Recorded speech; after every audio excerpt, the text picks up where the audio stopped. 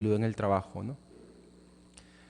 Y es importante para mí por dos razones. Primero, porque creo que a pesar que esta ley, bueno, o la introducción de este artículo se da en el año 2011 y luego sufre una modificación en el año 2014, aún no han tenido varios actores todavía presencia en relación a la importancia de la tipificación de conductas penales que específicamente se dirigen a poder viabilizar la responsabilidad penal del empleador en torno a los riesgos laborales.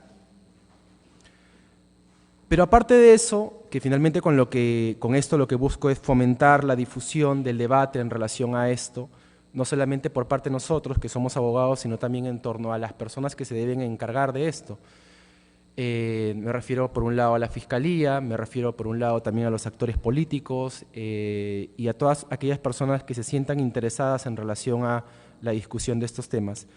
Y en segundo lugar, es relevante porque también esto se enmarca en mi proyecto de investigación que vengo realizándolo con ocasión del doctorado en Derecho que estoy cursando en la Universidad Austral en Buenos Aires, que justamente está vinculado a este tema, ¿no? Los riesgos penales en materia de seguridad y salud en el trabajo. Pero bueno, más allá de esta pequeña introducción, planteo entonces un poco cómo va a ser el esquema en el que pretendo, o con el que pretendo abordar estos aspectos, ¿no? Necesariamente la Ley de Seguridad y Salud en el Trabajo es una ley que está estructurada para el derecho laboral, es el orden primario que tiene que atajar necesariamente todos los riesgos en seguridad y salud en el trabajo, y así lo ha hecho, y así está dispuesto a partir de la introducción o la implementación de la Ley 29783, que es Ley de Seguridad y Salud en el Trabajo. Pero hay una particularidad, y justo eso viene con la segunda parte de la discusión, ¿no? Que el tema de seguridad y salud en el trabajo, sin embargo, la discusión y la reconducción de todos los problemas no solamente se van a dar en materia laboral, sino que además también tienen, por otro lado, una vía penal, porque cuando se crea, o cuando, perdón, se promueve la Ley 29783, a la par se introduce el artículo 168A, que justamente será parte de la discusión en este caso. Entonces, vamos a dividir en primer lugar la exposición para ver un poco el marco normativo que ha dispuesto la Ley de Seguridad y Salud en el Trabajo, muy brevemente indicar cuáles son las obligaciones que tienen los tres actores principales en esta materia. Por un lado, el empleador, quien tiene el deber de prevención. En segundo lugar, el trabajador. Y en tercer lugar, también el Estado. ¿Ok? Porque también la misma ley le impone la obligación al Estado de fomentar y de crear ciertas políticas de cara a garantizar también que esta ley tenga aplicación, pero junto a eso también se crea casi a la par la Superintendencia Nacional de Fiscalización Laboral, la que hoy todos sabemos que se llama o se denomina como SUNAFIL, ¿no? Que dentro de otras funciones tiene la de supervisar precisamente el cumplimiento de la normatividad sociolaboral. Luego de este breve resumen sobre las obligaciones que impone la Ley de Seguridad y Salud en el Trabajo, vamos a ver, porque me interesa como segundo punto abordar cómo este mismo problema, que es, repito, visto desde dos puntos de vista del derecho, lo está abordando hoy por hoy la legislación y el derecho laboral, y en específico los órganos jurisdiccionales en materia laboral. Vamos a hacer por ahí también un recuento un poco a las casaciones que ha emitido o ha expedido esta Corte Suprema en relación a cómo se configura el deber de prevención en materia de seguridad y salud en el trabajo, y además en cuál es la posición o la participación del trabajador con ocasión de un accidente de trabajo. En tercer y último lugar, vamos a ver todo lo que ya tiene que ver con la protección penal. Pero para ver la protección penal es necesario enfatizar tres puntos que vamos a desarrollar en esta exposición. En primer lugar es si verdaderamente esta labor de seguridad y salud en el trabajo también ha sido tomada con seriedad por parte de los legisladores penales en otros ordenamientos jurídicos. Vamos a hacer un breve repaso sobre cómo la legislación extranjera y sobre todo la latinoamericana viene enfocando o viene prestando su atención en estos temas. Luego también vamos a hacer un breve recorrido sobre cómo nuestra propia legislación penal ha tratado de atajar estos problemas, primero con la redacción inicial del artículo 168 del Código Penal, luego con la modificación del 168 y convertirlo en el 168A, luego se introduce el 168B, que es el supuesto de trabajo forzado, y hasta ahí es donde ha dejado el legislador la labor importante de proteger al trabajador. En esta relación que sabemos que no es una relación igualitaria, no es una relación paritaria, y por eso es que el Estado, dentro de esa lógica, ha asumido también como importante la protección de los trabajadores. Repito, ha utilizado dos vías, la vía laboral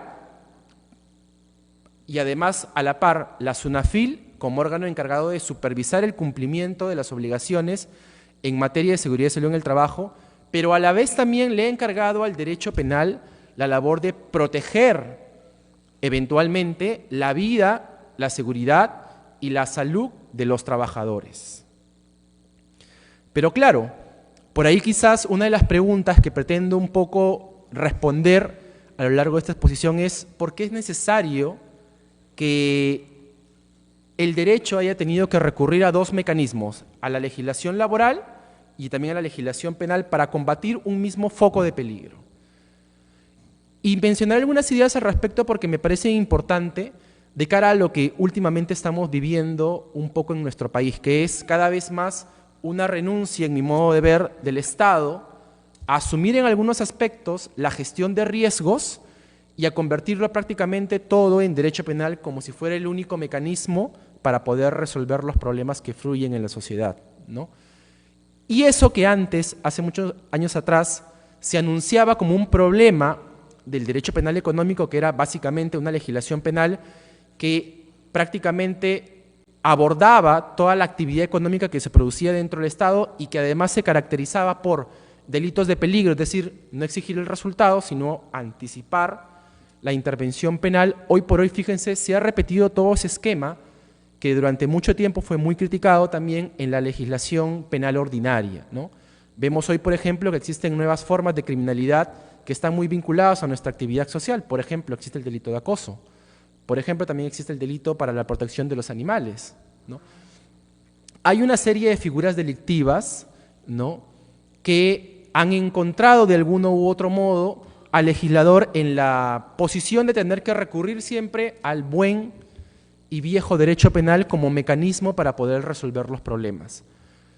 Igual mi primera impresión, un poco adelantándome a eso, es que claramente el derecho penal no cumple esas labores primarias de quizás formar a los ciudadanos en tener un mejor comportamiento dentro de la sociedad, bien sea con personas, bien sea con animales, bien sea con otro tipo de riesgos.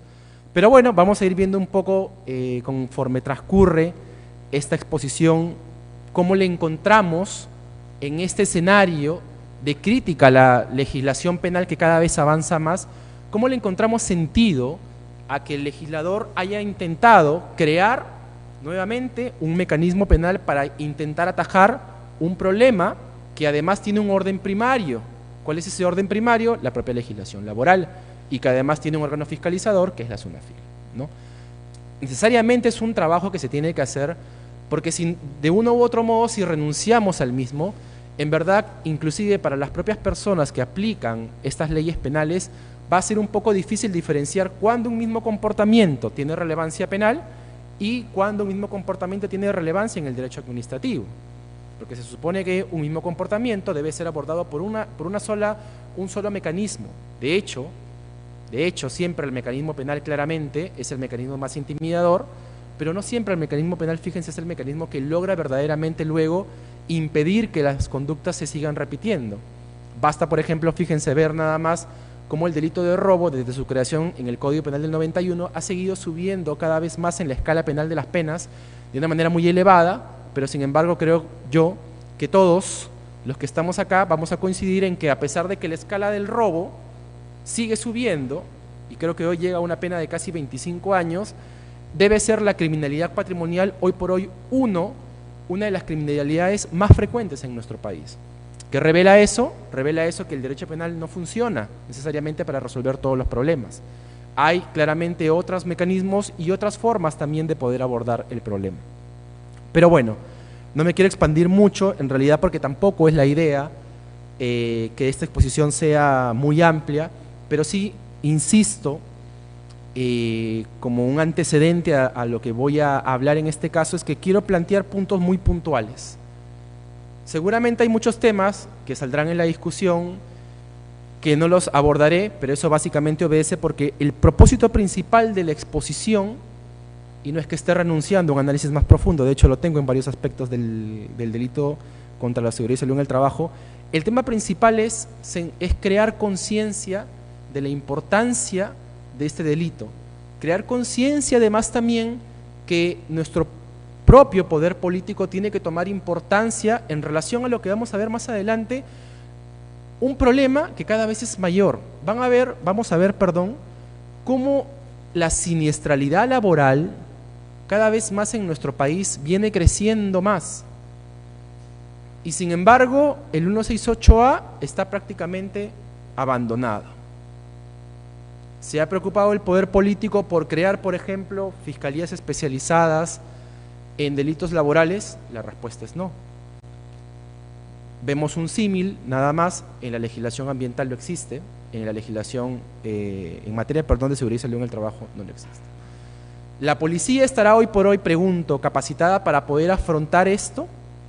¿Sabrá, por ejemplo, cómo detectar eventualmente riesgos para la seguridad y salud en el trabajo? ¿Sabrá cómo documentar en estos casos, sobre todo teniendo en cuenta que en los especiales ámbitos de actuación de un trabajador con su empleador muchas veces existe temor del trabajador respecto al empleador?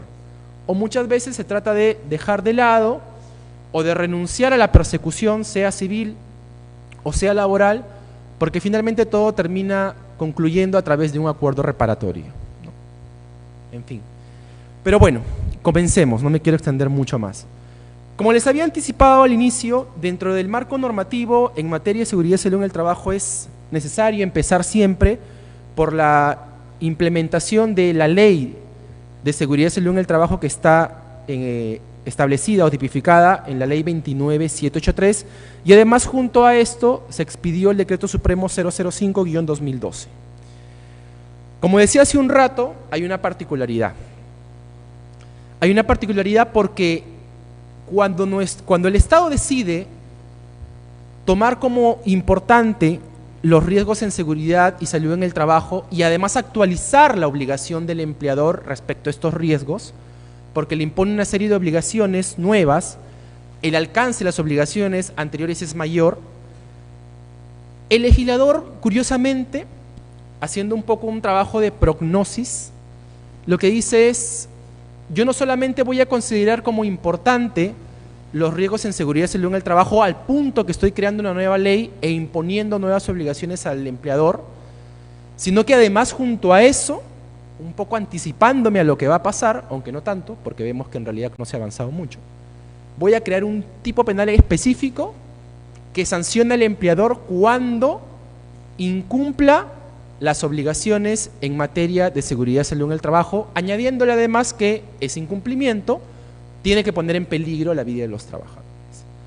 Y lo digo porque digo esto hace un rato, o decía hace un rato, que el legislador intenta anticiparse, o ve una bola mágica para ver qué es lo que va a suceder en el futuro, porque vemos que en otros ámbitos, por ejemplo, en los delitos contra la seguridad, contra la salud pública, la ley de salud pública es una ley que tiene por lo menos más de 10 años, y la creación de los tipos penales que protegen la salud pública es posterior. Digamos, en buena cuenta, ¿a qué apunto con esto?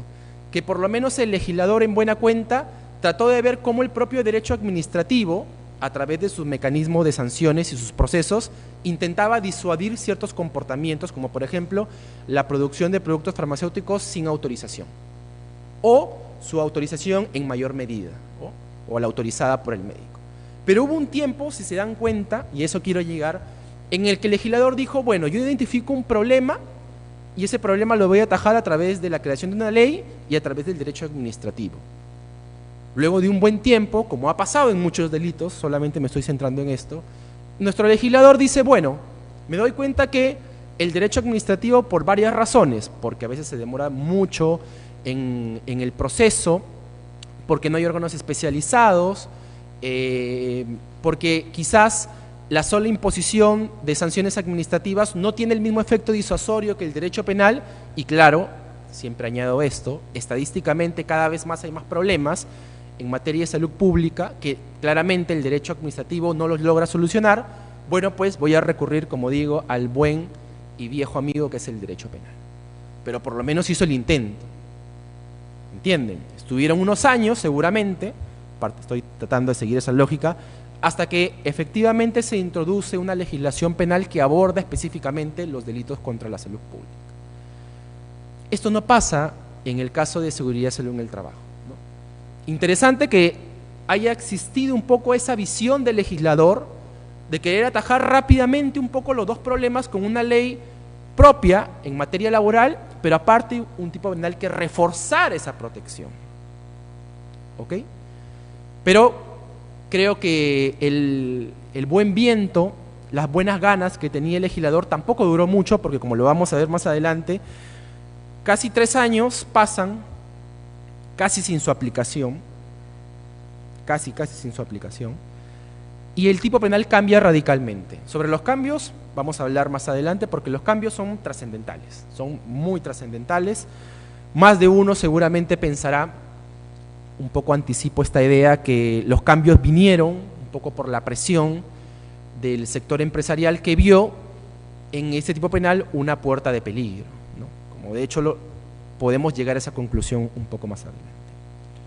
Pero junto a esto, no solamente contentos con la ley y el reglamento y la creación de un tipo penal, va a través de la ley 29.981 la creación de la Superintendencia Nacional de Fiscalización Laboral, que además establecen entre sus funciones la supervisión del cumplimiento de la normativa sociolaboral, aprobar políticas institucionales en materia de inspección de trabajo y además, lo más importante, imponer sanciones por el incumplimiento de la normativa sociolaboral. ¿Cuáles son las obligaciones, y esto es muy importante, que impone la nueva ley de seguridad y salud del trabajo al empleador? ¿Por qué resalto que son importantes? Porque en buena cuenta, fíjense, establecer el contenido de las obligaciones es muy importante de cara a la responsabilidad administrativa o laboral y de cara a la responsabilidad penal. Porque, por ejemplo, si yo digo, supongamos, o más que si yo digo, si la ley solamente hubiera colocado que el empleador, su obligación acaba en entregar los medios de protección, bueno, si efectivamente en un caso concreto el empleador le da los medios de protección al trabajador y el trabajador luego simplemente no los usa y muere, bueno, pues ya no habrá responsabilidad penal. Pero si dentro del contenido de la ley, además del deber de entrega del material de protección, se impone un deber de fiscalización, pues bueno, en el caso pequeño que les acabo de poner, habría que ver la discusión si es que efectivamente esa actividad en específico debió ser fiscalizada. Ojo un poco a esto, el deber de fiscalización o de supervisión del empleador también tiene que ser limitado, porque si no, en buena cuenta se convertiría en una obligación muy genérica y además claramente estaríamos frente a un tipo infractor de pura responsabilidad objetiva, ¿ok? Pero bueno, el punto es que la ley impone una serie de deberes o de obligaciones, un deber primero de prevención amplio porque le dice al empleador, tú tienes que cautelar dentro de el lugar de trabajo, primero, vida, salud de tus trabajadores. Segundo, de todo aquel trabajador sin necesidad que tenga un vínculo laboral directo, porque vemos, por ejemplo, en el caso de las construcciones, que es frecuente, recurrir a la tercerización. Y añade algo más, quizás para algunos lo más peligroso, que es que tiene que haber un deber de protección sobre toda persona que esté dentro del centro de trabajo. Es decir, un deber bien amplio. Luego de eso habla del deber de capacitación. Es una obligación del empleador capacitar a cada uno de sus trabajadores. Y que la capacitación, ojo, se entiende no solamente en la famosa información sobre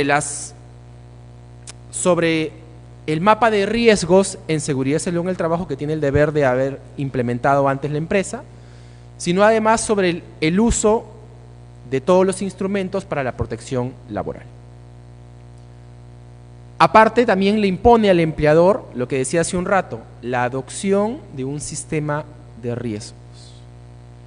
Es decir, el empleador, y de hecho cuando nace la ley o cuando se crea, no sé si ustedes lo habrán visto, pero yo cuando hacía un poco uso de redes sociales, me acuerdo que veía muchas publicidades alrededor de eso, ¿no? Hubiera esperado lo mismo que hubiera sucedido eso con los penalistas, pero bueno, no nos prestaron mucha atención en ese momento. Pero lo cierto es que cuando sale esta ley, muchas empresas y estudios de abogados comienzan a ofrecer, un poco lo que pasa ahora con el compliance, ¿no?, en penal, un nuevo producto. Ahora la ley laboral te impone que me hagas un mapa de riesgos. Identifícame cuáles son los mayores riesgos que hay dentro del ámbito de tu empresa y establece además los mecanismos para poder atajar esos riesgos.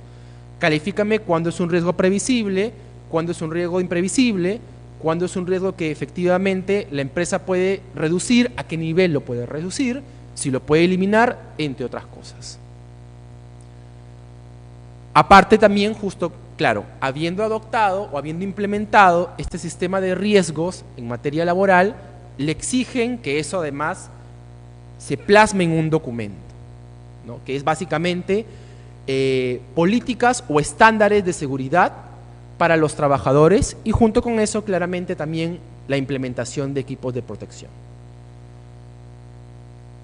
Además también dentro de eso evaluaciones periódicas, porque el empleador está obligado, dice la Ley de Seguridad y Salud en el Trabajo, a evaluar constantemente esos riesgos. Recuerden que hay en algunos casos situaciones en las cuales una empresa puede tener los famosos trabajadores habituados al riesgo, lo que luego se califica como imprudencia, ¿no? Es decir, el trabajador que porque lleva 20 años o 30 años trabajando, por ejemplo, en arreglar la conexión en los postes, está acostumbrado a trabajar sin casco porque nunca le pasó nada, ¿no? O a trabajar sin los guantes o el traje de seguridad correspondiente. De hecho, hay y han habido muchos casos al respecto, ¿ok? Y bueno, el tratamiento, como les decía hace un rato, de minimizar riesgos y peligros en seguridad y salud en el trabajo. Junto a eso, le impone el Estado, el mismo Estado, se le imponen una serie de obligaciones. Muy brevemente, formular la Política Nacional de Seguridad y Salud en el Trabajo, que la tenemos, y además la creación de un Sistema Nacional de Seguridad y Salud en el Trabajo que debe estar compuesto por el Consejo Nacional y un Consejo Regional. No lo he puesto acá, pero digamos que tiene mucho sentido añadirlo, que es la importancia de la SUNAFIL en estos casos como órgano encargado de la fiscalización. Pero claro, tenemos por un lado deberes del empleador, tenemos obligaciones que también se le imponen al Estado o que el mismo Estado se autoimpone, pero también es importante saber o que todos conozcamos que se le imponen también al empleador, a pesar de ser el principal beneficiado en materia de seguridad y salud en el trabajo con el deber de prevención del empresario, se le imponen una serie de obligaciones. Si bien es cierto, tiene derecho, también tiene una serie de cargas. ¿Y cuáles son algunas de las obligaciones que se le imponen al trabajador? Cumplir con las normas reglamentarias, al punto que si el trabajador llegase eventualmente a incumplir alguna de estas, el empleador tiene la potestad, dentro del deber de prevención, de poder sancionarlo, porque claramente si las incumple es un foco de riesgo. Usar adecuadamente los instrumentos y materiales de trabajo y finalmente no operar o manipular equipos, maquinarias o herramientas por las cuales o para las cuales no haya sido autorizado. Esto es el marco normativo.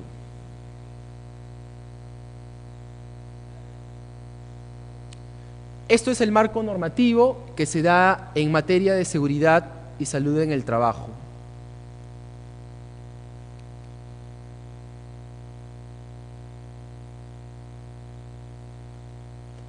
Bueno, pero junto a esto, ya hemos visto un poco cómo ha sido la situación que se da al momento de la creación y además cuáles son las obligaciones que específicamente le impone la ley al trabajador, al empleador y al Estado. Pero ahora veamos, si es que me ayuda también la diapositiva, un poco qué es lo que ha pasado hasta ahora, digamos. Este es el panorama en el año 2011, por ahí ha habido alguna modificación, pero lo cierto es que es muy importante saber cuánto hemos avanzado ahora en seguridad y salud en el trabajo. Toda esta implementación, ¿cómo se ha visto reflejada en la prevención del empleador? A ver, vamos a ver.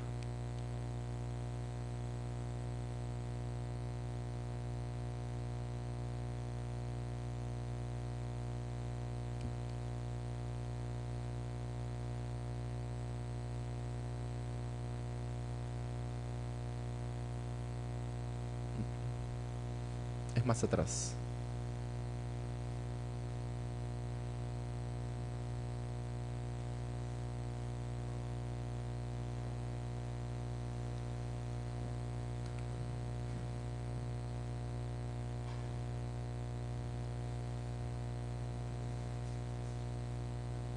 Tenemos algunos problemas técnicos, pero bueno, mientras tanto puedo ir avanzando. Vamos a ver ahora que primero vamos a centrarnos en lo que ha sucedido en el año 2008, en el año 2018 y en el año 2019.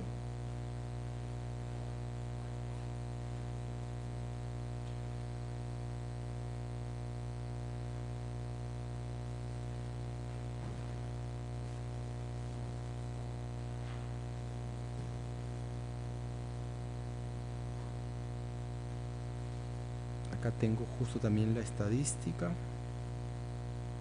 bien. Al año 2018 hemos tenido, y estoy hablando o me estoy refiriendo únicamente a los accidentes de trabajo mortales. No he tomado, en este caso para la muestra, los accidentes que producen incapacidad, algunos temporal y algunos permanente. Digamos que he querido abordar los resultados más dañinos, y claramente eso va en mi lógica porque quiero vean cuál es el impacto más grave que puede darse en estas situaciones, ¿no? En el año 2011,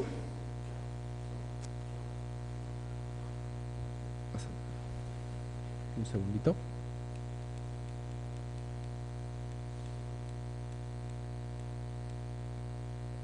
Ahí está, muy bien. Vean lo que ha pasado en el año 2019, ¿no? En el año 2019, acá yo he puesto un poco la estadística en función a, primero, la notificación de accidentes de trabajo, pero ojo, solamente, estamos hablando del año 2019, a junio del 2019, para que se den cuenta que han habido 142 accidentes mortales. 142. Inclusive, si no me falla la vista, ahí en la primera parte de la diapositiva pueden ver cómo más o menos, ojo, estas son estadísticas del Ministerio de Trabajo, porque el Ministerio de Trabajo tiene implementado una parte de estadísticas sobre todo lo que es seguridad y salud en el trabajo. Lo digo por si quieren profundizar para que ustedes puedan ver cómo va aumentando la siniestralidad laboral. Ya no me refiero en accidentes mortales, sino en accidentes incapacitantes o que te incapacitan. Graves, algunos permanentes. No estoy ni siquiera ahí contabilizando los leves. Veamos qué pasa en el año 2018. En el año 2018 tenemos de accidentes mortales 151 accidentes mortales. La mayor parte también de estos accidentes se dan en el ámbito de la manufactura y en segundo lugar lo sigue bastante de cerca la construcción. Veamos ahora este índice de siniestralidad laboral que ya lo he elaborado desde el año 2011. Vean ustedes, desde que se implementa la ley, comenzamos con 145 accidentes de trabajo. En el año 2012 sube a 190. En el año 2013 a 178. En el año 2014 128. En el año 2015 179. En el año 2016 150. Y en el año 2017 160. Miren además también que a junio de este año tenemos 142, con lo cual estamos ya bastante cerca de pasar el ámbito, o mejor dicho, la estadística de siniestralidad en el año 2018. Si ustedes llegan a ver, les llega a despertar curiosidad esta exposición y llegan a ver luego las estadísticas de accidentes incapacitantes, van a quedarse espantados. Y no me refiero a los leves, estoy hablando de los accidentes incapacitantes graves, ¿no? Pero ¿por qué me enfoco además en los mortales? Porque son los más graves, es verdad. Y eso también me lleva a plantear la pregunta de, ya casi introduzco un poco la parte penal, ¿cuántos de estos casos han llegado a la vía penal? ¿Cuántos? Miren, sumando así nada más, a ojo de buen abogado, creo que estaremos cerca de 600, 700 aproximadamente, ¿no? 700 causas judiciales en potencia o investigaciones fiscales en potencia, y no recuerdo yo haber visto un caso por acá. Yo también he tenido el gusto de trabajar en la Corte Suprema y nunca he visto ningún caso, ninguno. También ejerzo la profesión, nunca he visto ningún caso que haya llegado a tribunales. Después hablaré sobre mi experiencia particular, que tiene que ver mucho con cómo mayormente se pretende que el trabajador tenga responsabilidad del accidente, bajo una comprensión ilógica del deber de prevención, pero bueno, el punto es que a pesar que tenemos una alta estadística de accidentes mortales, de personas que lamentablemente perdieron la vida, vuelvo nuevamente a llamar su atención en qué enfoque desde el punto de vista legislativo y político se ha hecho. Pareciera que ninguno, nadie llama la atención de los accidentes mortales laborales. ¿Cuáles son las razones por las cuales estas causas, o estos accidentes, perdón, más que causas, no llegan luego a la vía penal? Porque, ojo, y también nuevamente adelanto un punto de vista sobre el 168A. El 168A precisamente está pensado como un delito de peligro, y al utilizar la fórmula de peligro lo que busca es anticipar a estos resultados. Claro, para que también tenga aplicación el 168A requiere que se hayan creado, fiscalías, así como vemos con mucha responsabilidad y con mucha alegría también que los fiscales en materia ambiental hacen diligencias en diferentes partes del país, efectivamente, como diríamos en términos coloquiales, se ensucian los zapatos. Bueno, pues eso es en buena cuenta lo que debería ser un equipo especializado de la Fiscalía si es que existiese en materia de seguridad y salud en el trabajo, y de la misma manera también debería serlo un equipo especializado de la policía que coadyuve un poco al trabajo que también hace la SUNAFIL, porque ustedes saben, igual que yo, que así como existe una Fiscalía especializada en materia ambiental, también existe el órgano encargado de la fiscalización ambiental, que es la OEFA. O sea, convive nuestro sistema con la OEFA. No estoy planteando un sistema en el que ambos órdenes se se confundan entre ellos o se obstaculicen. Vivimos en la legislación ambiental y en otros órdenes, seguramente del derecho penal económico, con órganos administrativos que fiscalizan. Y a la vez tenemos en algunos casos, pongo el ejemplo de las fiscalías ambientales, fiscales que se dedican a la fiscalización, pero también en ámbito de prevención. Pero curiosamente, en materia laboral, o de seguridad, perdón, y salud en el trabajo, no existe. Y la idea del 168A y la idea también creo del 168B es un poco seguir el camino de la prevención. Pero claro, si no tenemos detrás de eso que el Estado no asuma como una política pública también la prevención y el uso de también de los mecanismos penales que sirven en este caso como un método también de prevención de algún modo, entonces prácticamente pues el Estado deja casi en inaplicable la legislación penal. Porque además también que esta estadística, y lo digo acá, esta es una afirmación empírica, porque no le he corroborado sin duda alguna, que les he mencionado hace un rato que cuando ustedes vean las estadísticas completas, a quienes les llame la atención, se van a dar cuenta que la siniestralidad laboral, fuera de los accidentes mortales, es muy amplia. Pero eso también demuestra en parte que la capacidad misma del órgano encargado de fiscalización es poca. Y es más, en nuestros ordenamientos jurídicos, o en los, ordenamientos jurídicos extranjeros, en los vecinos, muchas veces la razón por la cual el legislador penal ingresa en este ámbito es precisamente porque el derecho administrativo, a través de los órganos de fiscalización, ya no tienen capacidad por un lado, y por otro, porque sin duda se entienden, ahí abriremos una gran interrogación, entre que el derecho penal, a través de la pena, que es el mecanismo más intimidador de todo, podría de algún otro modo desalentar. Tengo algunas razones que en cierta forma apuntan a que esa idea es acertada.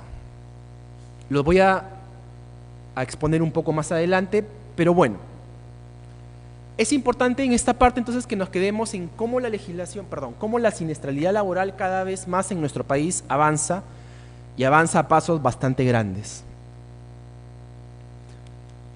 Ahora, frente a esto, como segundo punto, ¿cuál es el desarrollo que se ha venido dando en materia laboral? ¿Cómo se interpreta el deber de prevención del empleador? Y esto es muy importante porque fíjense, en su momento, espero yo con muchas ansias, la discusión debe ser muy fuerte, porque claro, en buena cuenta tenemos dos órdenes que tienen que delimitar de algún modo la base de la responsabilidad, sea laboral o sea penal, que es cuál es el deber de prevención del empleador, hasta dónde alcanza, a quiénes alcanza, hasta dónde alcanza ese deber. Y es un trabajo por construir, seguramente, por construir. Ya hemos tenido acá en esta Corte Suprema algunos pronunciamientos en materia laboral, que por eso me he tomado un poco el trabajo de poder revisarlos, un poco sobre todo en la idea de ver cuál es la posición que se asume sobre el deber del empleador. Y es más, no sé si acá tendremos el gusto de contar con algún laboralista, la propia Corte hace poco acaba de sacar un pleno sobre este tema en particular, ¿no? Bueno, y en un primer término, en la casación 1225 del año 2005, en un primer pronunciamiento, lo que la Corte Suprema ha señalado al respecto es que cuando un trabajador fallece como consecuencia de la prestación laboral, tiene el deber de indemnizar el empleador, pero dependiendo de un análisis, como lo mencionan acá. Del análisis de la responsabilidad en la que habría también posiblemente incurrido el trabajador. Y este análisis supone la constatación de 4 elementos para poder atribuir responsabilidad al empleador. Primero, el daño realizado al trabajador. En segundo lugar, el nexo de causalidad. En tercer lugar, la antijuridicidad de la conducta del agente dañoso. Y en cuarto y último lugar, el factor de atribución.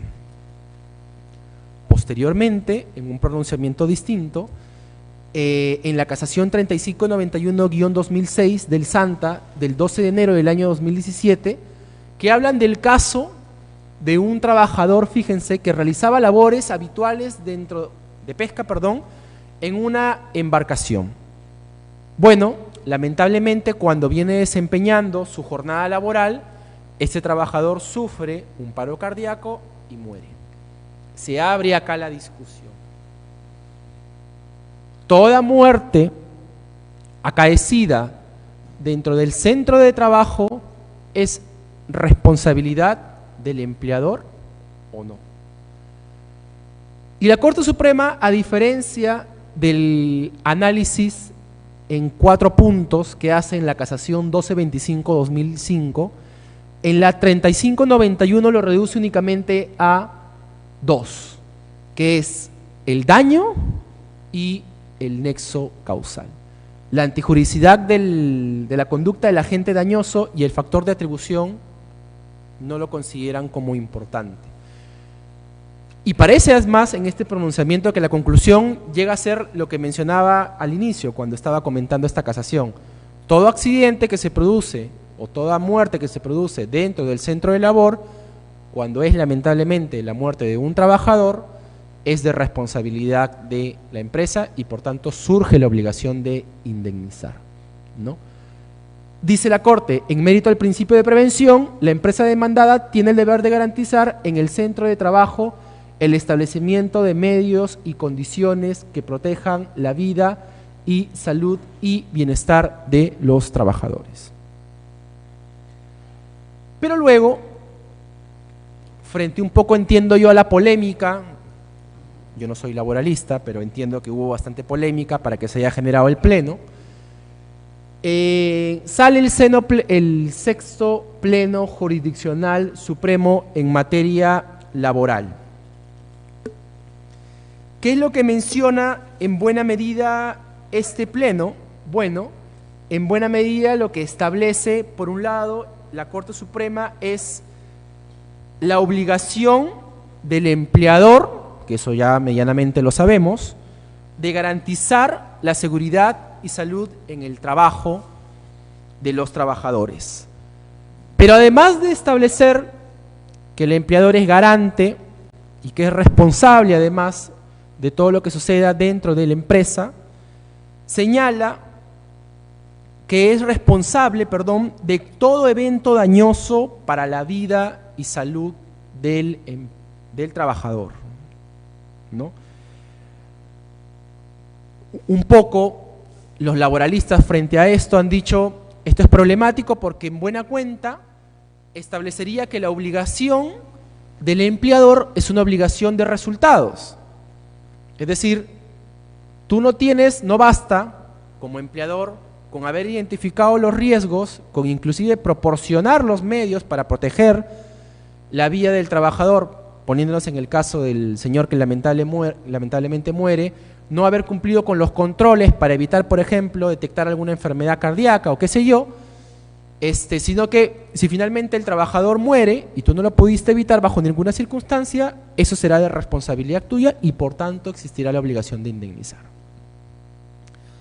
Los laboralistas, una gran parte de los laboralistas han dicho eso es incorrecto por 2 razones. Primero, porque la obligación del empleador en materia de seguridad y salud en el trabajo es una obligación de medios. Primera afirmación para contradecir lo que dice la Corte. Y segundo, que deja de lado algo que la propia ley de seguridad y salud en el trabajo menciona, que es el deber también del trabajador de poder ser eventualmente responsable por la propia generación de un accidente de trabajo o de un suceso que termine en un accidente de trabajo, ¿no? Eso en buena cuenta es un poco lo que las ideas o las oposiciones que se dan a este pronunciamiento de la Corte Suprema. ¿Ok? Pero fíjense que a eso debo añadir 2 cosas muy puntuales. que en la mayor parte de casos, cuando se han visto, como ahora estoy planteando, accidentes laborales, siempre la mirada está en atención al derecho laboral, ¿no? Es más, justamente a raíz del Pleno, una de las conclusiones que colgaban en la web del Poder Judicial es esa, ¿no? Todo accidente de trabajo será de obligación del empleador, ¿no? Ese es el eslogan, por decirlo de algún modo. Que no está del todo mal, pero, repito, nuevamente no pone la mirada en el derecho penal, ¿no? En la posibilidad también de activar el derecho penal como un mecanismo para poder solucionar y prevenir ciertas situaciones de conflicto. Bueno, pasamos ahora, como tercer punto, entonces, ya a ver lo que es la protección penal en materia de seguridad y salud en el trabajo, ¿no?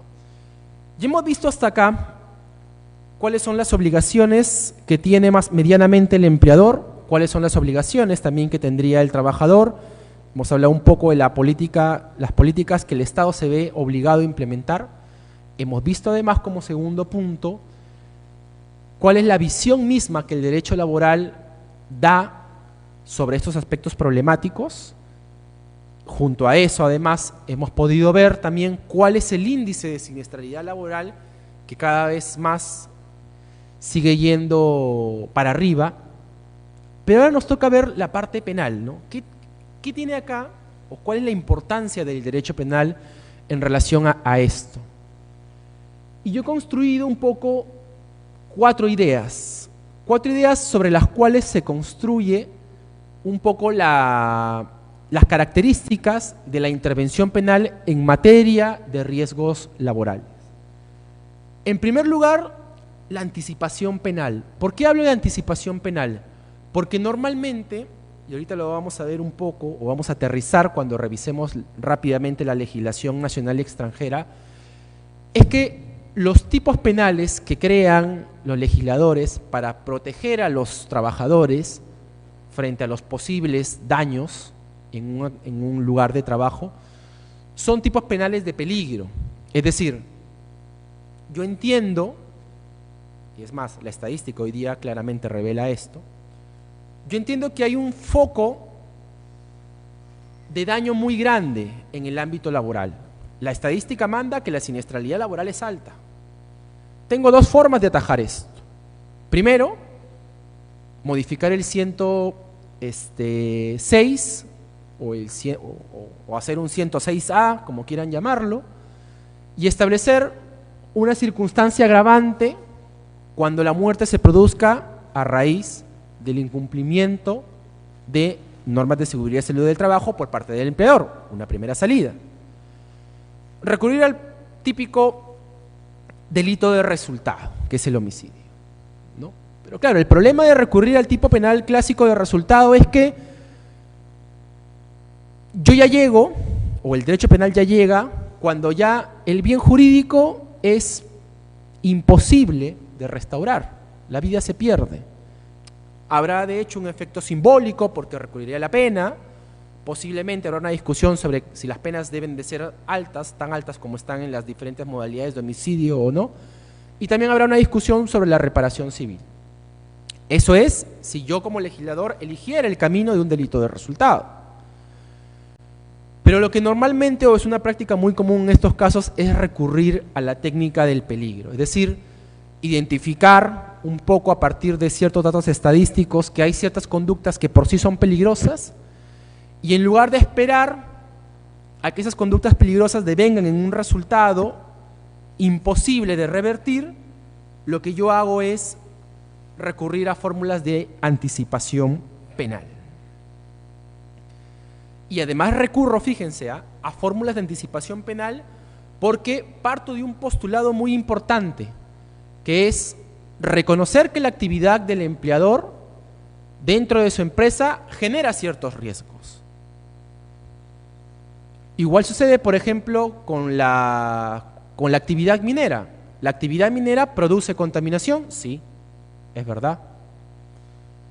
Sin embargo, hay un límite permitido y hay un ámbito donde ya supera lo permitido y comienza efectivamente esa actividad minera, por poner el ejemplo, por seguir el ejemplo, en ser una actividad contaminante que afecta además bienes jurídicos importantes como puede ser el ambiente y además también el desarrollo de las personas. En el ámbito de seguridad y salud en el trabajo, la anticipación penal nos establece también, o nos debe establecer, perdón, límites. ¿Qué es lo permitido y qué es lo prohibido? Porque en buena cuenta no se está limitando, y eso es lo que nunca busca la ley, inclusive de seguridad y salud en el trabajo, nunca busca limitar de por sí la propia actividad riesgosa del trabajador. Sigan haciendo actividad en el ámbito de la manufactura, sigan habiendo actividad en el ámbito de la construcción, sigan haciéndola. Pero vamos a imponerte un margen de permisividad, un margen en el que tu actividad se puede diseñar. Pero hay una particularidad que es muy importante en las fórmulas en las cuales tienes al derecho administrativo a tu costado, que normalmente el derecho administrativo te establece cuáles son los cánones de permisibilidad. Te establece además, de hecho, cuando uno revisa la Ley de Seguridad y Salud del Trabajo, te establece una serie de obligaciones específicas y es más, te establece lo más importante, que es como una medida cautelar o como una anticipación más que medida cautelar, que el propio empleador tenga que identificar las actividades riesgosas para a partir de ahí poder saber todos o tener claro cuáles son las reglas del juego. No estamos hablando de un tipo penal que dice, bueno, supongamos que sea esta formulación, si la muerte se produce como consecuencia si la muerte se produce por responsabilidad del empleador, la pena será de tanto. Supongamos que no tuviéramos un derecho laboral que haya establecido claramente cuáles son las reglas, ¿no? Que establezca cuáles son las obligaciones del empleador, que establezca que además el empleador tiene que implementar un sistema de riesgos, un plan de riesgos y además imponer o establecer, una serie de medidas para atajar esos riesgos. En buena cuenta, la ventaja de la tipificación penal junto con la tipificación administrativa a la par es esta, es un cierto margen de permisividad en el que el empleador sabe más o menos por dónde debe actuar, que está prohibido, que no está prohibido, que está prohibido, que está permitido, en buena cuenta. Pero además también tiene otra particularidad la legislación penal en estos ámbitos, que es normalmente un delito cometido dentro de una empresa.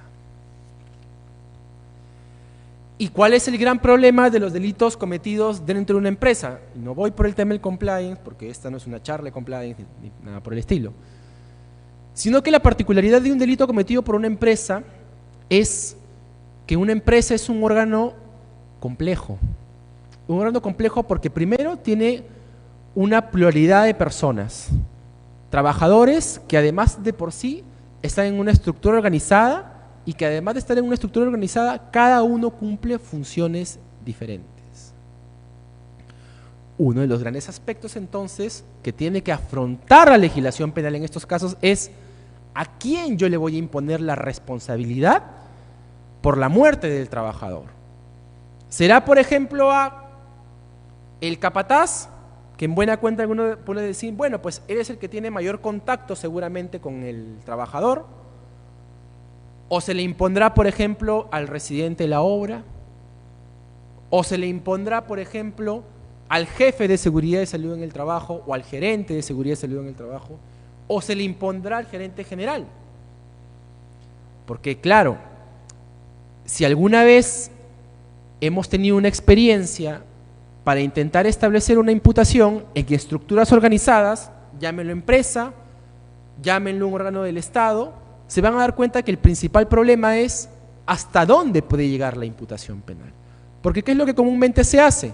Lo que comúnmente se hace, por ejemplo, en un delito de peculado es decir, bueno, yo como alcalde, yo no tengo nada que ver con los contratos, acá hay una persona que específicamente, un comité que se encargó de seleccionar a la empresa postora. Es decir, siempre, de algún modo, se trata de vincular la responsabilidad penal a las personas que están más cerca al hecho delictivo. O por ejemplo, yéndonos en el tema ambiental, tenemos una empresa que viene siendo investigada porque los trabajadores o uno de los trabajadores abre una compuerta que termina vertiendo residuos tóxicos prohibidos dentro de un lago.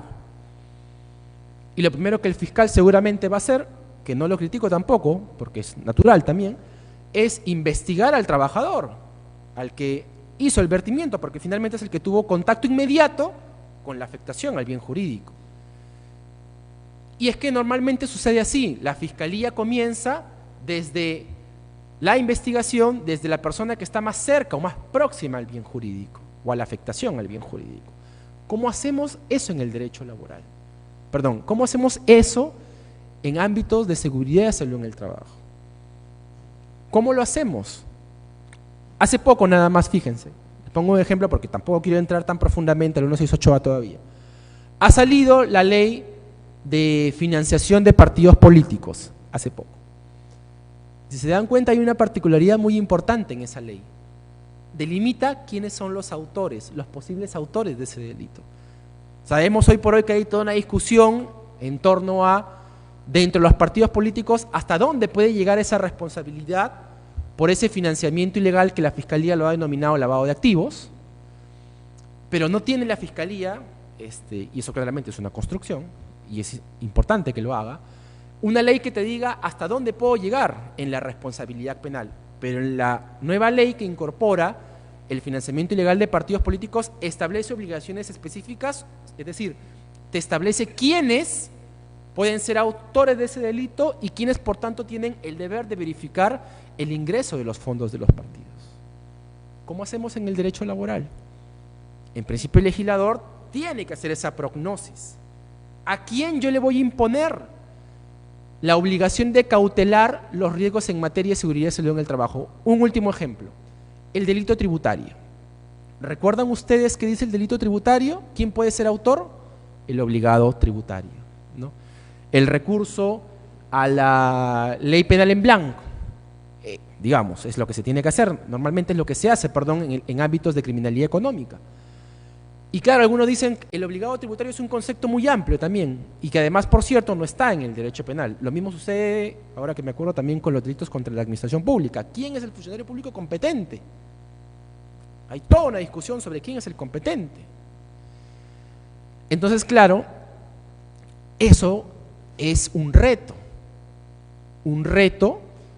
porque hay que ver si efectivamente el legislador penal al momento de tipificar esa conducta establece claramente quién puede ser autor de ese delito. Eso es muy importante. Y además también, ojo, ¿qué pasa con aquellos que pueden coadyuvar con la ejecución de ese delito?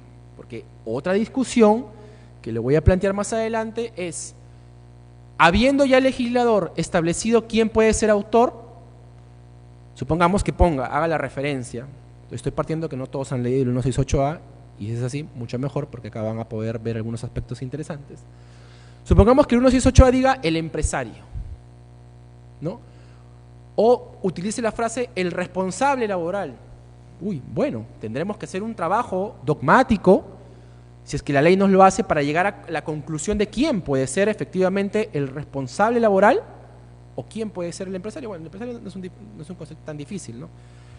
Pero tiene que haber un trabajo para delimitar esa autoría. Pero aparte de eso y a lo que iba yo es un delito entonces en esta dicotomía, ¿no?, que siempre se plantea, que los que son penalistas seguramente estarán ya cansados de esta discusión eterna entre delitos de infracción de deber, delitos de dominio. Hay una diferencia importante, en buena cuenta, en eso, si es de dominio, si es de infracción de deber, aunque también es verdad que la última modificación del artículo 26, si no me falla la memoria, ya sentó que en un delito de infracción de deber puede haber participación, porque antes existía todavía esa discusión, ¿ok?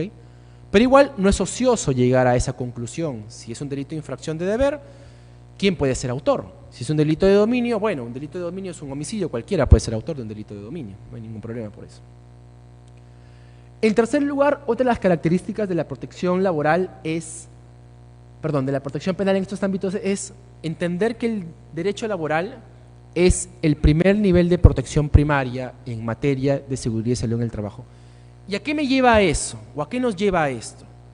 a entender que no todo incumplimiento de las obligaciones formales en materia de seguridad y salud en el trabajo te da lugar a responsabilidad penal. Yo recuerdo cuando estaba presentando un poco el plan de investigación en mi tesis doctoral, que el profesor a cargo de escuchar los proyectos, después de escucharme a mí me dice, pero no entiendo, ¿significa que el derecho penal interviene si el empleador no entrega, por ejemplo, el manual de seguridad y salud en el trabajo? Claro, el que es argentino y no conoce además la legislación nacional, me hacía esa observación, ¿no? Y yo le decía, no, porque precisamente el derecho penal, además, por su carácter de última ratio, tiene que proteger aquellas afectaciones más importantes a un bien jurídico. ¿Hay afectaciones a un bien jurídico que las puede proteger otro ámbito del derecho? Sí, en este caso, la legislación laboral. Pero solamente las afectaciones más graves las debería de proteger el derecho penal. Por eso es que las infracciones formales o aquellas infracciones que no generen riesgo para la salud del trabajador o para su vida, en principio deben de ser descartadas. Y el primer ámbito de protección es el derecho laboral y no es el derecho penal. Pero por eso mismo el legislador debe tener mucho cuidado a la hora de incorporar esa protección. ¿Por qué? Porque si lo convierte en un delito de peligro abstracto, casi se convierte en un delito de incumplimiento de una obligación formal. Y ya ahí vendrían los problemas para todos los que aplicamos el derecho penal. ¿Cuándo diferencio lo penal de lo laboral? Yo les pregunto, ¿cómo diferencian, por ejemplo, la omisión de un secretario de un juzgado que se demore en armar un cuaderno de apelación de una infracción disciplinaria del delito de omisión de actos funcionales? ¿Cómo lo diferencio? Digamos, porque si uno revisa el código, señala el que omite, retarda o rehúsa ilegalmente, dice, ¿no?, un acto propio de su función será reprimido con pena privativa de libertad. Claro, es verdad, hay una labor de interpretación que han hecho los penalistas que dicen en buena cuenta que es la diferencia entre uno y otro es la gravedad. Bueno, nos puede ayudar la gravedad, pero la pregunta es ¿cuándo es grave algo para unos y para otros? O sea, quizás para mí, que soy un litigante, será muy grave la infracción, además un litigante con poca paciencia, será muy grave esa infracción y llevaré esto no a la OCMA, ¿no? Lo llevaré de frente a una denuncia penal a través de la Fiscalía. Claro, si llegáramos a esa situación en el ámbito del derecho laboral a través de un tipo penal de peligro abstracto, van a existir muchas dificultades, porque no vamos a poder diferenciar cuándo es un hecho penalmente relevante o cuándo es un hecho relevante para el derecho laboral.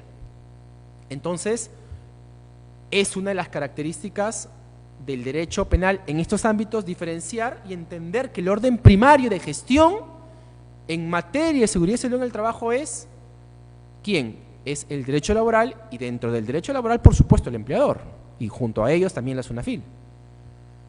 Y como último punto, entender, fíjense, y esto es muy importante, entender la relación de desigualdad entre el empleador y el trabajador.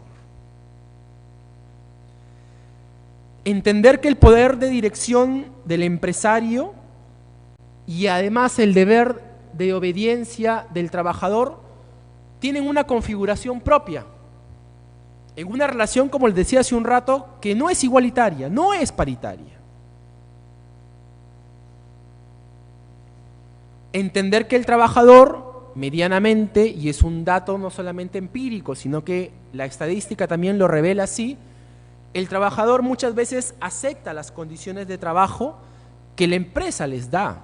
Vivimos además en un país en el que todos sabemos las propias condiciones de trabajo de muchos de nuestros trabajadores son precarias. Y si a eso le sumamos la situación que tenemos, fíjense, lamentablemente de inmigración, sin duda alguna que los problemas se acrecientan mucho más. Porque de pronto también puede existir cierta desigualdad entre preferir a un cierto trabajador porque al final lo que le importa es ganarse su buen dinero, que renuncie un poco a la protección de su vida y de su salud. Pero eso, ojo, tiene que también verlo el derecho penal. Porque si no reconocemos esa desigualdad entre el trabajador y el empleador, ¿qué va a suceder? ¿Qué escenarios pueden suceder? Uno de ellos, por ejemplo, si el trabajador conscientemente se ubica en una situación de peligro porque el propio empleador lo ha puesto en esa situación de peligro, por ejemplo. Va a subirse un trabajador para arreglar un problema de electricidad en un poste y de pronto llama a la base, pongamos que es un trabajador del sur, le dice, oye, he visto que los implementos no me los han puesto, para hacer esta maniobra necesito este traje de seguridad. Le dice, mira, esto es algo, le dice su jefe, que sucede todos los días, no te preocupes, anda nada más. ¿Cuántos años llevas trabajando en la empresa? ¿Te ha pasado algo? No. Bueno, pues el trabajador acepta esa situación de riesgo y finalmente termina falleciendo o termina estando lesionado. Eso es lo que nos lleva en derecho penal a el famoso caso de la autopuesta en peligro de la víctima, ¿no? Es decir, cuando la propia víctima conscientemente se pone en una situación de peligro, ¿no? ¿Cuál es un caso típico de autopuesta en peligro de la víctima? Bueno, pues es el caso de un chico, por ejemplo, que sube en una moto sabiendo que la moto que maneja su amigo no tiene frenos. De pronto la moto se choca y se producen lesiones. Bueno, pues él mismo, consciente en un bien jurídico disponible, ha aceptado una situación de riesgo, luego se ha producido un resultado, pero eso no es finalmente responsabilidad del causante del accidente principal. Pero claro, eso parte de una relación distinta. Estamos hablando de dos muchachos que tienen confianza, que entre ellos finalmente conocerán cómo manejan sus riesgos o no. Pero es importante entender que esas situaciones de autopuesta en peligro de la víctima no funcionan de manera similar en el derecho laboral. No funcionan, no es tan sencillo. Pueden haber también supuestos en los cuales el trabajador, por ejemplo, está habituado a un riesgo y el empleador dice, bueno, efectivamente, el trabajador está habituado al riesgo y como consecuencia de esto, él solito se puso en la situación de peligro y murió.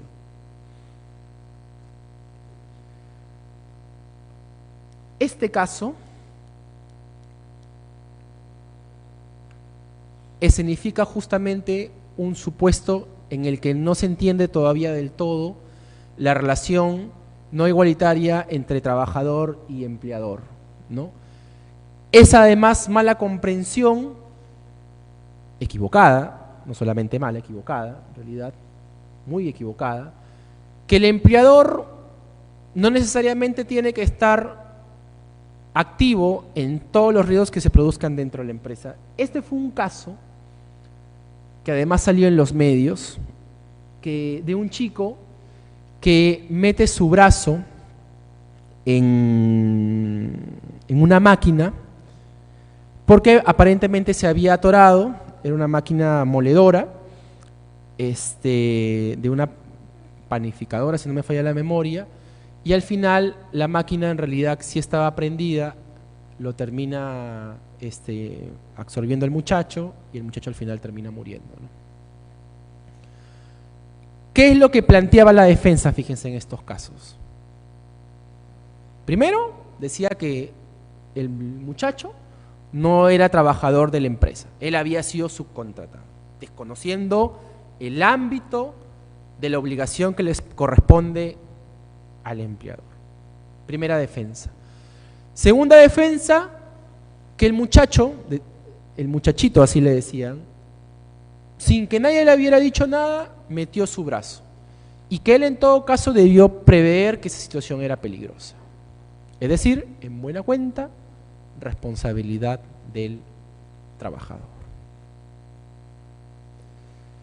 Entonces hay que tener muy en claro al momento de tipificar el delito contra la seguridad y salud en el trabajo, esa circunstancia asimétrica entre el trabajador y el empleador.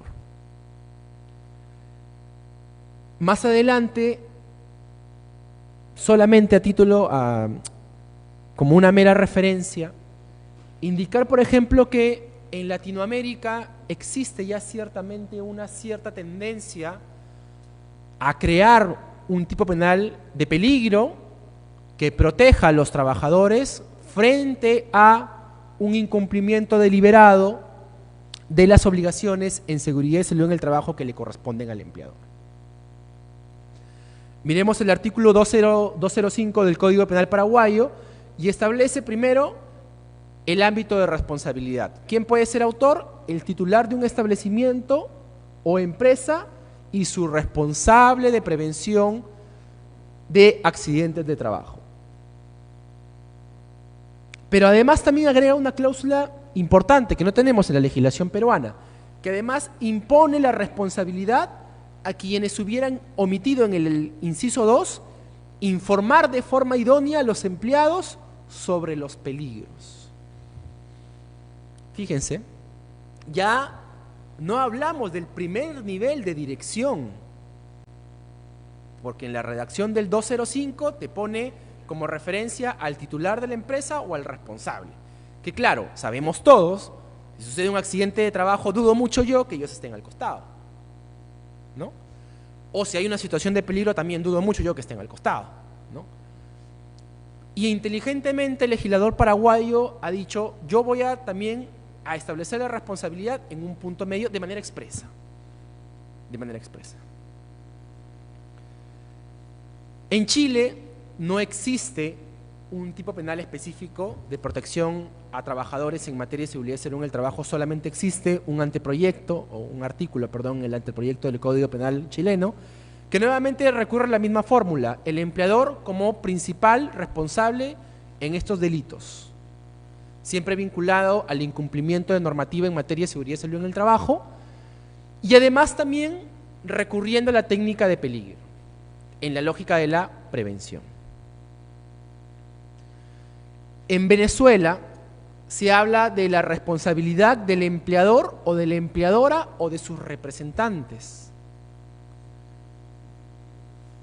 La pena en este caso es mayor de 8 a 10 años.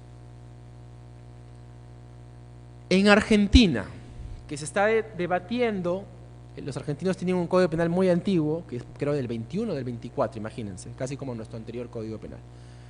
Se viene debatiendo la reforma al Código Penal argentino y vean ustedes en el artículo 409 la fórmula tan ligera como se pretende establecer la responsabilidad penal del empleador. Solamente hablan de que se aplica multa, no estamos hablando de penas en estos casos. Al que omitiere proveer a sus trabajadores de los medios necesarios para ejercer su actividad en las condiciones de seguridad y salud que impusiesen, esta forma de redactar a veces, las leyes y reglamentos. Fíjense, no recurren a la pena, curioso, porque si decimos que la pena en buena cuenta es un mecanismo intimidador, en el derecho penal argentino, a pesar que está en su código penal, no creen que ese sea el mecanismo idóneo.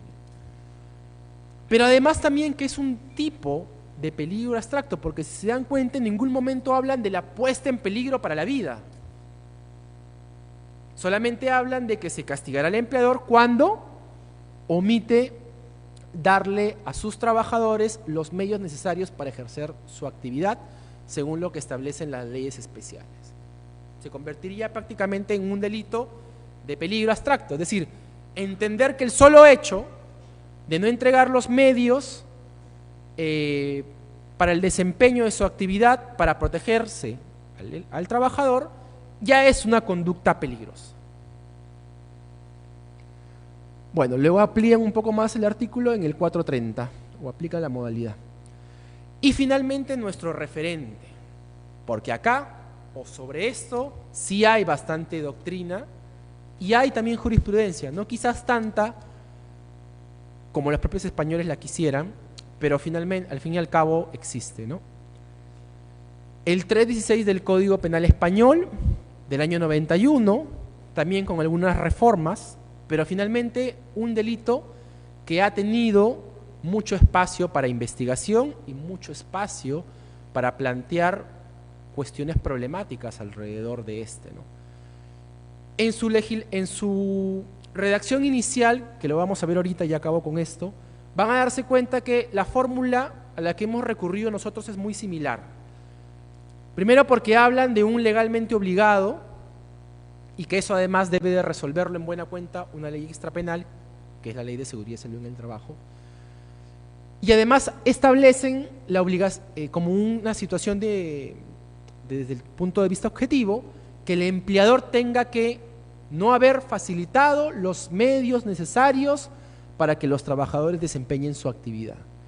Y que eso además, como decía hace un rato, tiene que poner en peligro la vida, y ojo, la técnica española es en peligro grave de la salud o integridad física de los trabajadores. Y luego llegamos a nosotros, al Código Penal peruano.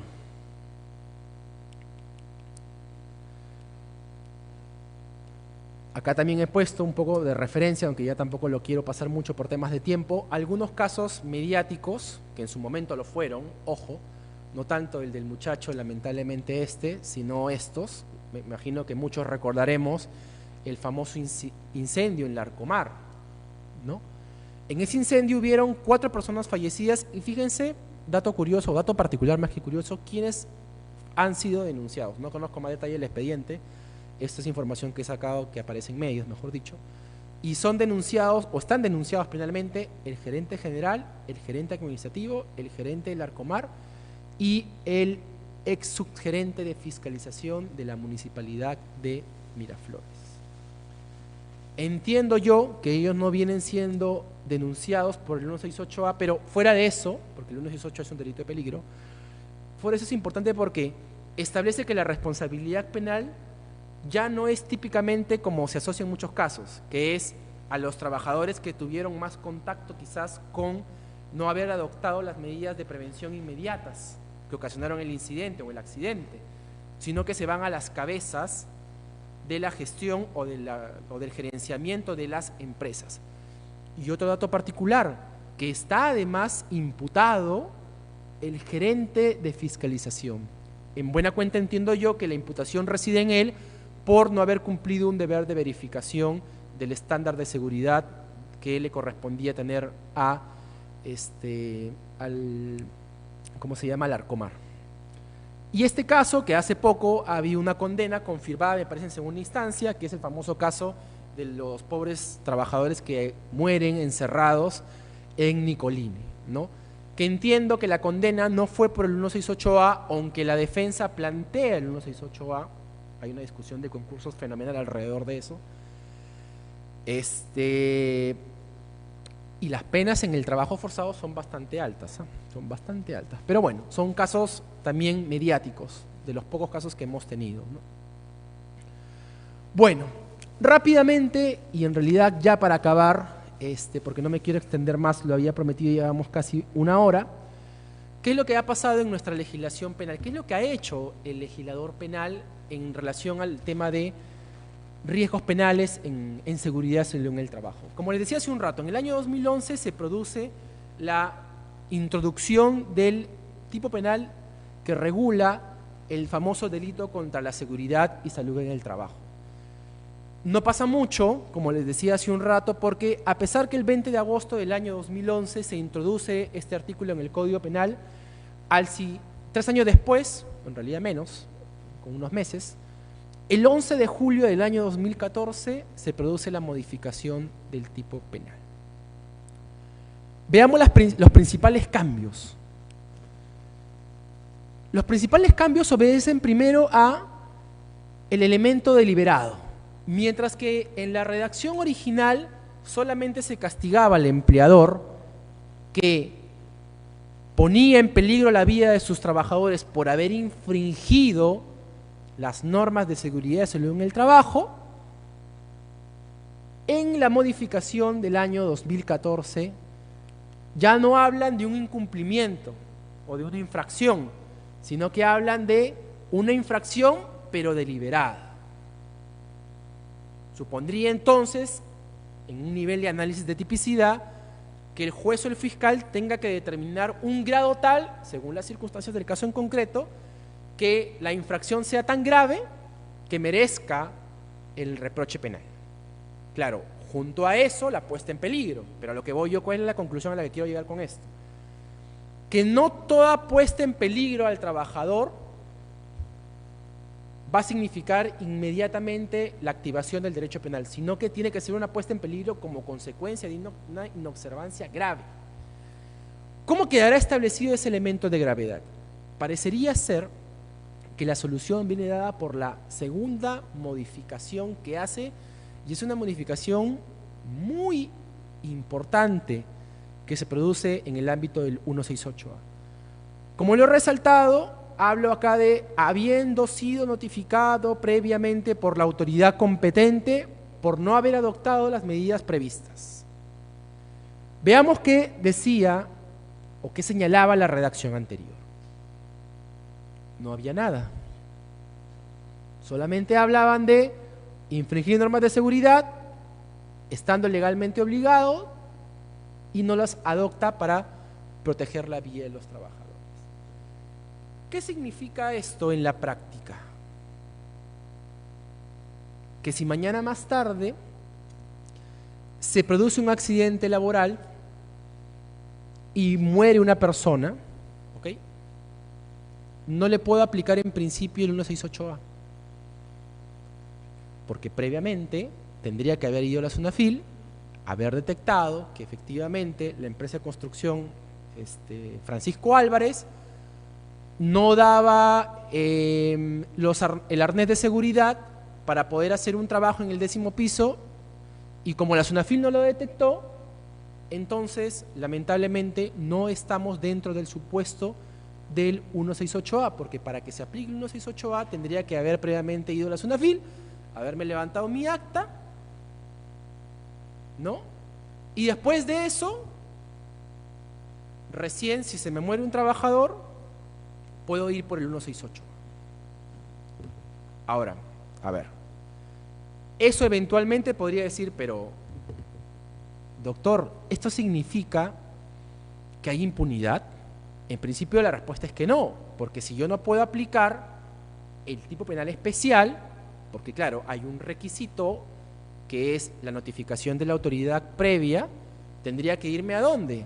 Al espacio de una ley, de un artículo del Código Penal ordinario, porque este es un artículo cualificado, es una modalidad cualificada de poder acabar con la vida de una persona que tiene la particularidad que ese siniestro o ese accidente es de responsabilidad del empleador. Pero si lamentablemente no puedo aplicar el 168A, que en realidad creo yo debería aplicarse, o para eso nació, tendría que recurrir a las fórmulas clásicas que es el homicidio y entrar luego a la discusión si es homicidio culposo o si es homicidio doloso. ¿Ok? Pero eso es en buena cuenta la principal modificación. Pero aparte de eso, les decía hace un rato, ¿quién define la gravedad? Pues algún abogado o algún investigador, no solamente abogado, podría decir, bueno, pues, como hay esta relación de dependencia con lo que SUNAFIL me notifique, dependerá entonces si es que esa infracción que la SUNAFIL me ha inspeccionado tiene que ser una infracción grave. Porque así hablaríamos, así se podría cumplir el elemento deliberado, porque es como es algo muy grave, lo asocio inmediatamente al carácter deliberado. Pero hay un tercer escenario dentro de ese cambio, que también algunos podríamos interpretar que el incluir el haber sido notificado previamente por la autoridad competente nos podría llevar a que para activar la legislación penal, algún abogado, por ejemplo, que esté defendiendo a una empresa por un accidente laboral diga, bueno, esa cláusula para mí la debo entender en que la SUNAFIL no solamente va y me levanta un acta, sino que hay en curso un procedimiento sancionador. Y alguno más avesado podría llegar a decir que es más, podría tener como condición de tipicidad que la SUNAFIL haberte sancionado. Alguno podría decir eso. Porque finalmente la cláusula no es del todo clara. Dice, haberte notificado previamente por la autoridad. ¿Qué te tienen que haber notificado? ¿El inicio de un procedimiento sancionador? ¿El inicio, la decisión de un órgano, la decisión, perdón, de la SUNAFIL que te sanciona? ¿O basta el acta?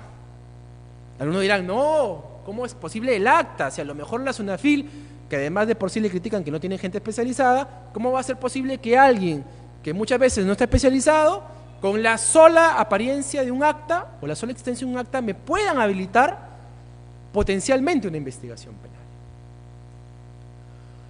Bueno, otro punto más es la perspectiva de peligro. Mientras que en el 168A, en su redacción original, vean ustedes cómo coloco yo en negrita, poniendo en riesgo la vida, salud o integridad física.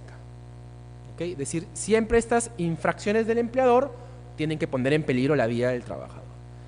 Veamos cuál es el cambio que se introduce a partir de la modificación del año 2014.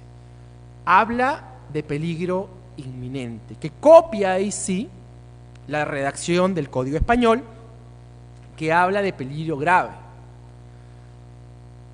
Discusión que seguramente debería plantearse es, ¿qué diferencia hay entre peligro grave y peligro inminente? Es lo mismo. Fíjense que muchas veces cuando uno revisa el Código Penal, hay diferentes formas de a veces denominar los medios de comisión de un hecho delictivo. Por ejemplo, cuando uno habla de la violación sexual, los medios típicos normalmente, hasta hace poco, porque el 170 se modificó, son la violencia y la amenaza. ¿Ok? Cuando uno habla del robo, los medios típicos son la violencia o la amenaza. Ustedes vean la concusión. Y en la concusión no hablan de violencia o amenaza.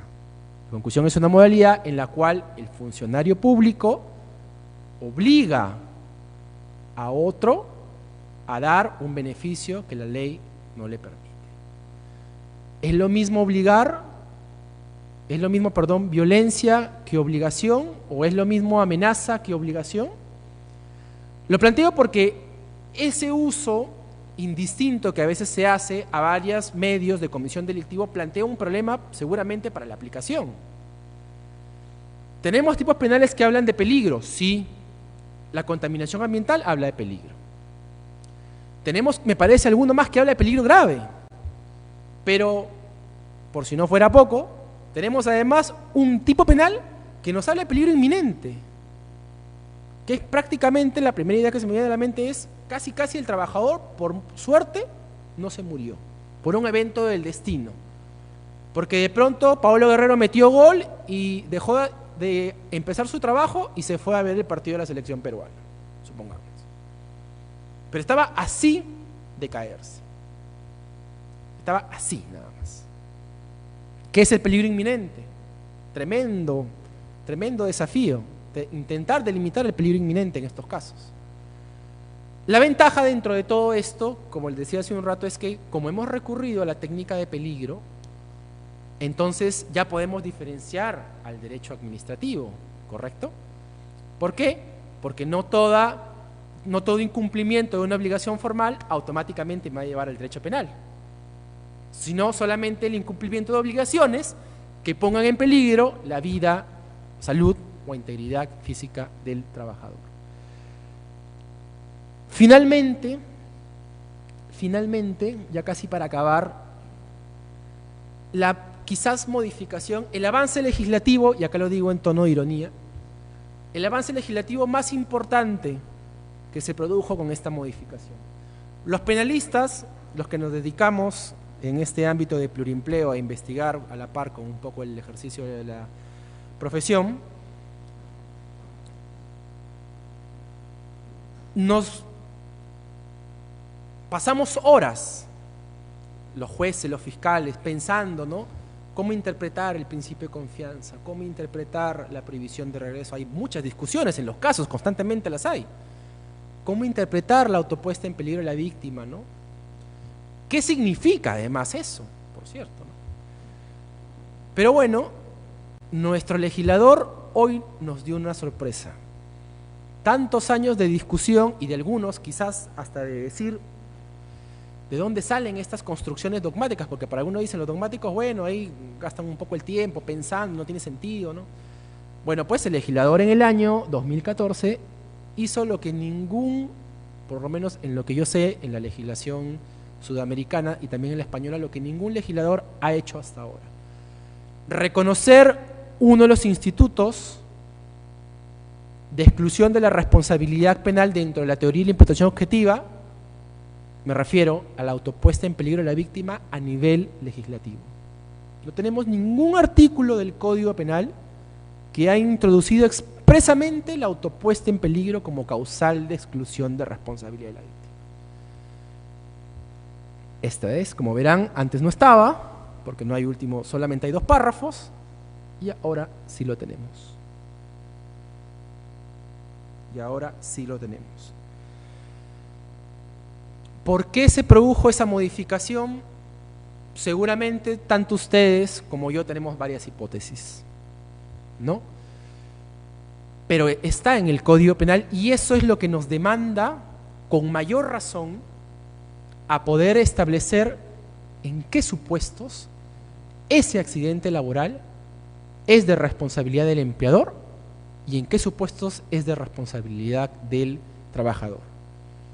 No quiero tampoco que piensen que tomo una posición estrictamente de protección del trabajador, ni tampoco que piensen que tomo una protección estrictamente de proempresa, pero lo cierto es que hay que hacer un trabajo sobre esto, comenzar a construir, porque les ponía hace un rato el ejemplo, en el caso del pobre chico de Huachipa, que decía la empresa automáticamente, no, él solito se metió a la máquina, y bueno, pues, él fue imprudente y se mató.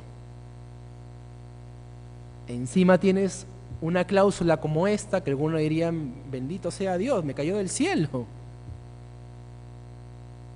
Y ya, parece que está solucionado el tema, parece. Pero también, como decía hace un rato, hay que reconocer que hay supuestos en los cuales el trabajador puede ser responsable de su muerte. Supongamos, es un caso además que es muy recurrente, el trabajador que teniendo la camioneta de la empresa, siempre sale de la mina, se va a la ciudad, teniendo además prohibido, como saben normalmente los choferes tienen prohibido tomar, ¿no? Sobre todo si trasladan a los funcionarios o trabajadores, ¿no? O otros trabajadores. De pronto este chofer, pues el día siguiente, no sé, gana Perú, vamos al Mundial nuevamente y decide pues tomarse la vida, como digo yo a veces, ¿no? ¡Pah! Se muere. Si nosotros afirmamos, y de hecho la ley también lo afirma, que el trabajador tiene un deber, perdón, el empleador tiene un deber de verificación o de supervisión, ¿hasta dónde alcanza? Ese tipo de casos debe preverlos, o puede preverlo, más que debe, puede preverlos el empleador.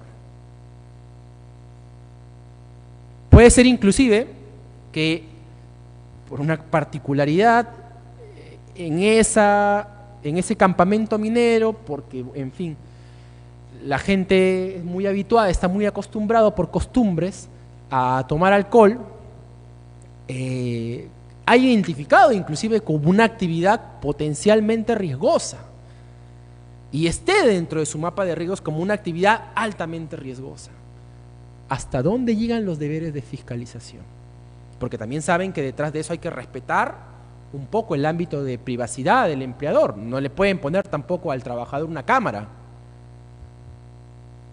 en el lugar, ¿no? O tampoco, no sé, ir a fiscalizarlo a su casa a cada rato. Tienen algunos deberes de control, o hay algunos, controles que hace el empleador, por ejemplo, un control de alcoholemia antes de entrar a la empresa, pero bueno, en este caso el trabajador recién iba a entrar a la empresa, se le escapó. Bueno, el punto es que este último supuesto es el supuesto quizás más problemático que va a traer muchos problemas y que debe llevar a la necesidad de que verdaderamente comencemos a comprender también la importancia del desarrollo de este delito. Primero, y voy a comenzar desde de atrás para adelante, primero desde entender los alcances del artículo 168A. Entender que tampoco esta no es una lógica de populismo punitivo en el que todos los empresarios van a pagar, eso tampoco es la idea. Hay que poner también ciertos límites en la misma interpretación de los tipos penales. No toda puesta en peligro semánticamente hablando es una puesta en peligro, ¿no? O sea, yo, por ejemplo, poniendo un símil con la amenaza, yo le puedo decir a mis alumnos, bueno, en la clase de Derecho Penal, si no estudian todo, lo jalo. Ah, el profesor me está coaccionando. ¿Es una amenaza? Alguien podría decir que sí, es el anuncio de un mal, vista en perspectiva, un mal vista en perspectiva para la gente, sí. Pero hay que diferenciar, pues, los términos semánticos o el uso cotidiano con verdaderamente los supuestos que el derecho penal quiere y pretende criminalizar, ¿no? Eso por un lado, hacer un trabajo dogmático para que en su momento, cuando comience la interpretación y la aplicación, más que la interpretación de estos tipos penales, tengamos un marco de análisis sobre qué es lo que se prohíbe, hasta dónde llega la responsabilidad del empleador, hasta dónde llega inclusive la propia responsabilidad del trabajador. Y por otro lado, entender también que el tipo penal está construido en principio, sobre todo en el primer párrafo, bajo una lógica de prevención. Y esto es muy importante que lo comprendamos. ¿Por qué? Porque esto tiene algunas ventajas. Por ejemplo, apuntaba acá, disminución de altos costos económicos derivados, por ejemplo, del pago de prestaciones sociales por un accidente de trabajo. Sí, porque no es lo mismo un trabajador que fallece o que se lesiona que a tener una protección penal que se anticipa a esas situaciones. Porque, ojo, el delito está construido para anticipar los resultados más graves. Otra ventaja, la redacción cuantitativa que se le atribuye, la redacción cuantitativa en la pena que se le atribuye al empleador. Y en buena cuenta sí, porque estamos con una pena en la primera modalidad de 1 o 4 años. Tampoco al empleador le impongo un mecanismo de intimidación alto, porque claramente también con ese marco penal, ¿qué es lo que va a suceder eventualmente si hay una investigación penal por un delito? Hay un acuerdo reparatorio, ¿no? Y fíjense, ese es un cambio que también lo hicieron inteligentemente los que promovieron esa modificación. Vean cómo está la redacción anterior. 2 a 5. Y ahora es 1 a 4 y eso habilita totalmente el principio de oportunidad. Ahí está. Bueno.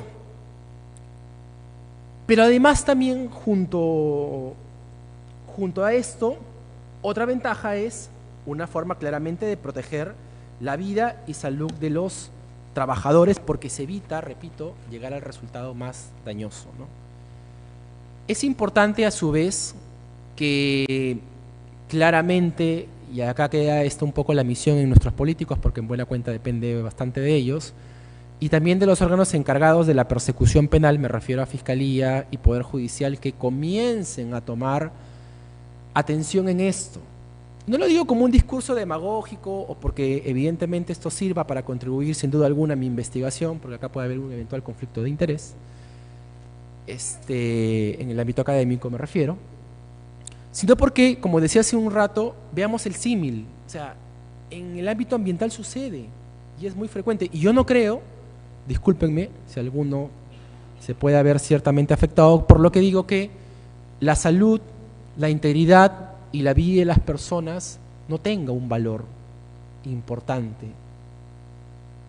Y su protección, por supuesto. Me cuesta entender que existe un sistema que busca proteger el medio ambiente y está bien, perfecto, me parece genial. El medio ambiente sin duda tiene características muy importantes para el desarrollo de nuestra vida, pero me cuesta entender de que no existe esa misma mirada, esa misma atención a un supuesto que la estadística muestra cada vez es más grave. Y repito, la atención en utilizar el derecho penal no es la lógica de que los empresarios vayan a la cárcel, no va tanto por ahí, sino en activar sobre todo el primer párrafo, el 168A, que va a presentar ventajas de cara a proteger eventualmente, de una manera más real creo yo, la vida y salud de los trabajadores.